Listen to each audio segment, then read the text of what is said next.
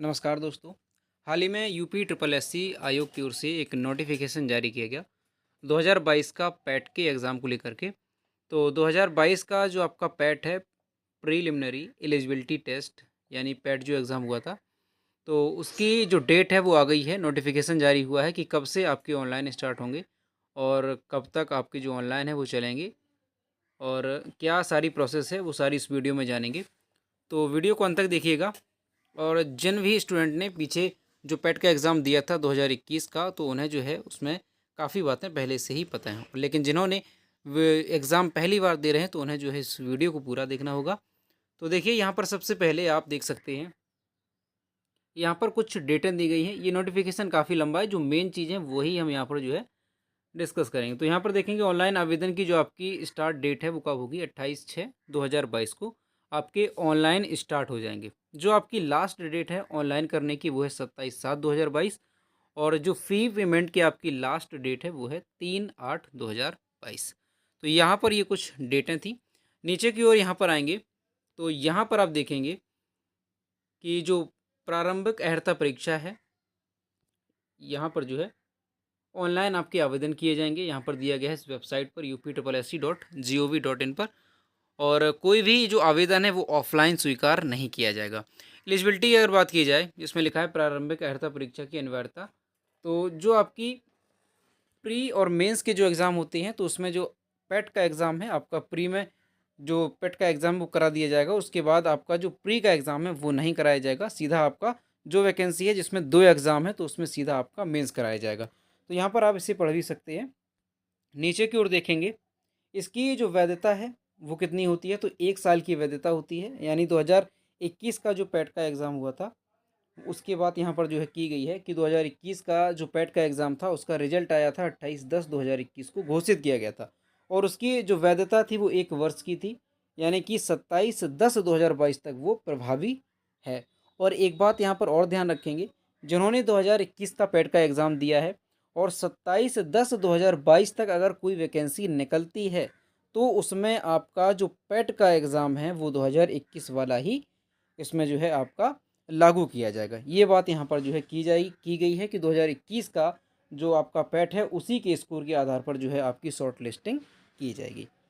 प्रारंभिक अर्हता परीक्षा 2021 के परिणाम की वैधता अवधि समाप्त होने के उपरांत मुख्य परीक्षाओं के आयोजन हेतु निर्गत किए गए विज्ञापनों के सापेक्ष मुख्य परीक्षाओं हेतु अभ्यर्थियों की शॉर्ट लिस्टिंग जो प्रारंभिक अर्हता परीक्षा है पैट 2022 इसके स्कोर के आधार पर की जाएगी। यानी 2021 का जो पैट है उसकी वैधता समाप्त हो जाएगी 27/10/2022 और उसके बाद जो वैकेंसी निकलती है तब आपका जो 2022 का पैट है इसके स्कोर के आधार पर शॉर्ट लिस्टिंग जो है वो की जाएगी। चलिए आगे देखते हैं कुछ यहाँ पर जो मेन बातें हैं। दोस्तों यहाँ पर दिया गया है कि आयोग की परिधि में आने वाली पद कौन कौन सी हैं। तो यहाँ पर जो है दिए गए हैं कि उपबंध समूह खा से निम्न समूह गा के ऐसे समस्त सीधी भर्ती वाले पदों के संबंध में जिसके अंतर्गत सचिवालय के भी पद हैं और राज्य सरकार द्वारा स्थापित या नियंत्रित किसी बोर्ड या निगम या किसी अन्य विधिक निकाय में समस्त समूह गा के पदों पर भी ये लागू होते हैं। ठीक, तो यहाँ पर दिया गया है कि आपकी जो ग्रुप सी की पोस्ट होती हैं, सभी ग्रुप सी की पोस्ट, उस पर ये जो आपका पैट है वो लागू रहता है। उत्तर प्रदेश में जो वैकेंसी निकाली जाती हैं और इसके साथ ही कुछ समूह खा के भी पद इसमें दिए गए हैं, जो इसमें जो है पहले से ही जो यूपी ट्रिपल एस सी की ओर से वैकेंसी निकाली जाती है, तो उस पर ये पैट आपका लागू रहता है। नीचे की ओर यहाँ पर आप देखेंगे, यहाँ पर दिया गया है कि किस ग्रेड पे तक की जो आपकी जॉब है उस पर ये पैट लागू रहता है। तो यहाँ पर दिया गया है पहले वेतन बैंड, तो वेतन बैंड 5200 से 20,000, 5200 से 20,000 तक जो है आपका, यहाँ पर आप देखेंगे 5200 से 20,200 जो आपका वेतन बैंड है उस पर ये पैट लागू रहता है निम्नतम। और अधिकतम की अगर बात करें तो 9300 से 34,800 तक। ग्रेड पे की अगर बात की जाए तो ग्रेड पे यहाँ पर दिया गया है 1900 से, और अधिकतम जो ग्रेड पे है वो है 4600 ग्रेड पे। यानी 1900 से 4600 के बीच में जो आपकी पोस्ट होगी उस पर आपका जो पैट है वो लागू रहेगा। यानी पैट में आपको एलिजिबल होना होगा, तभी आप जो है उस परीक्षा का मेंस एग्ज़ाम दे पाएंगे। यहाँ पर आप देखेंगे नीचे की ओर, तो इसमें दिया गया है कि आवेदन पत्र भरने की प्रक्रिया, तो यहाँ पर ये आप सारी देख सकते हैं। ये जो नोटिफ़िकेशन है, अगर आपको इसे डाउनलोड करना है तो हमारे टेलीग्राम ग्रुप पर आपको ये मिल जाएगा, वहाँ से आप इसे जो है डाउनलोड कर सकते हैं। चलिए आगे देखते हैं। आगे यहाँ पर दिया गया है रजिस्ट्रेशन से संबंधित सारी बातें यहाँ पर आप देख सकते हैं। फ़ोटो अपलोड से संबंधित दिया गया है कि आपकी फ़ोटो जो है वो 6 महीने के भीतर की होनी चाहिए, और इसके साथ ही जो सारी बातें यहाँ पर फ़ोटो से रिलेटेड ये सारी यहाँ पर देखेंगे। नीचे की ओर देखेंगे यहाँ पर, तो ये सारी बातें आप यहाँ पर जो है पढ़ सकते हैं। फ़ीस पेमेंट यहाँ पर दिया गया है। इसके साथ ही नीचे हाँ, ये फ़ीस पेमेंट आप देख सकते हैं। तो फ़ीस की अगर बात की जाए कि किस कैटेगरी के लिए कितनी फ़ीस रहने वाली है, तो अनारक्षित की अगर बात की जाए तो आपकी जो कुल मिलाकर की फ़ीस है वो 185 रुपये है। अन्य पिछड़ा वर्ग यानी ओबीसी की 185, अनुसूचित जाति की अगर बात की जाए तो 95 रुपये, और अनुसूचित जनजाति की 95 रुपये, और विकलांगजन हेतु 25 रुपये फ़ीस होने वाली है। नीचे की ओर यहाँ पर देखेंगे, ये सारी बातें यहाँ पर आप लोग जो है खुद से पढ़िएगा। शैक्षिक अर्हता की अगर बात की जाए कि पैट को जो अप्लाई करने के लिए आपकी योग्यता है वो क्या होनी चाहिए, तो हाई स्कूल इसमें योग्यता आपकी रहेगी। हाई स्कूल या समकक्ष आप उत्तीर्ण हैं तो आप पैट का एग्ज़ाम जो है दे सकते हैं। यहाँ नीचे की ओर देखेंगे आयु सीमा। आयु सीमा की अगर बात करें तो जो आयु सीमा है वो 18 वर्ष से लेकर के 40 वर्ष यहाँ पर है। देखेंगे कब से मानी जाएगी, तो 1 जुलाई 2022 को न्यूनतम जो आयु है वो 18 वर्ष और अधिकतम 40 वर्ष से अधिक नहीं होनी चाहिए। तो ये यहाँ पर दिया गया है आयु सीमा से संबंधित। अब नीचे की ओर यहाँ पर देखेंगे तो ये यहाँ पर आप देख सकते हैं कि परीक्षा का कार्यक्रम, तो प्रारंभिक अर्हता परीक्षा 2022 की जो लिखित परीक्षा है उसका कार्यक्रम जो है इस वेबसाइट के माध्यम से अवगत करा दिया जाएगा। ये यहाँ पर जो है दिया गया है, और जो वैधता है इसकी वो 1 वर्ष रहने वाली है। पिछली वाली जो 2021 में निकली थी वो भी 1 वर्ष की थी, तो ये आपको पहले से ही इसके बारे में जानकारी होगी। तो नीचे की ओर यहाँ पर देखेंगे, अब यहाँ पर हम देखेंगे कि इसका जो है सिलेबस क्या होने वाला है। तो सबसे पहले यहाँ पर जो मेन बात है वो है सिलेबस से संबंधित। तो ये रहा सिलेबस। दोस्तों जो ये एग्ज़ाम है पैट का, ये आपका 100 क्वेश्चन का एग्ज़ाम होगा। इसमें जो पूर्णांक है आपका 100 नंबर का रहेगा, यानी एक क्वेश्चन 1 नंबर का रहेगा। परीक्षा की जो अवधि है वो 2 घंटे इसमें टाइम रहने वाला है। अब देखिए यहाँ पर कौन कौन से आपके जो सब्जेक्ट हैं वो इसमें आएंगे।